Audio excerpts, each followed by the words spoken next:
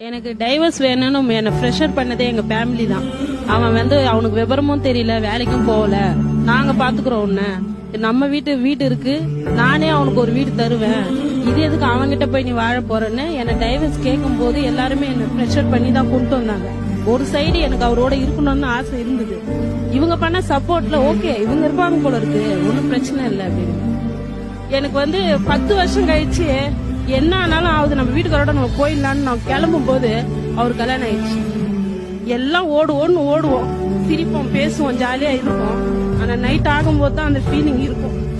வேணா நம்ம அவசரப்பட்டு வந்திருந்தா வராம இருந்திருந்தா ஒருவேளை நம்ம லைஃப் நல்லா இருக்குமோ. அட்டன் டைம் எங்க அண்ணனுக்கும் எங்க தம்பிக்கும் கல்யாணம் ஆச்சு. அவங்க என்ன வெளியே போக சொல்லல, தானாவே நான் வெளியே வர மாதிரி பண்ணிட்டாங்க. இன்னைக்கு ஒருத்தர் சப்போர்ட் கிடையாது. ஷூ கம்பெனில ஒர்க் பண்றேன், சாயந்தரம் வீட்டுல பிளவுஸ் ஸ்டிச் பண்றேன். என்னோட தூக்கம் 6 மணி நேரம் தான். இயல்பான வாழ்க்கை எனக்கு இல்ல. அதெல்லாம் அந்த முடிவு எடுத்தது நீங்க தவறுன்னு தான் நினைக்கிறீங்க? டெஃபினட்டா சார். ஆனஸ்டா எங்க வீட்டுக்காரருக்கு நான் மன்னிப்பே கேட்கறேன். இந்த டெலிகாஸ்ட் ஆகணும். ஆனஸ்டா நான் மன்னிப்பே கேட்கறேன்.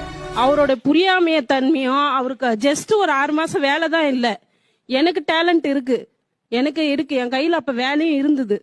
இன்கேஸ் கொஞ்சம் அட்ஜஸ்ட் பண்ணி நான் கோஆபரேட் பண்ணி அவரோட நான் வாழ்ந்திருந்தா இப்ப என் வாழ்க்கை நான் நினைச்ச மாதிரி மாறலனாலும் ஓரளவுக்கு வாழ்ந்திருப்பேன்.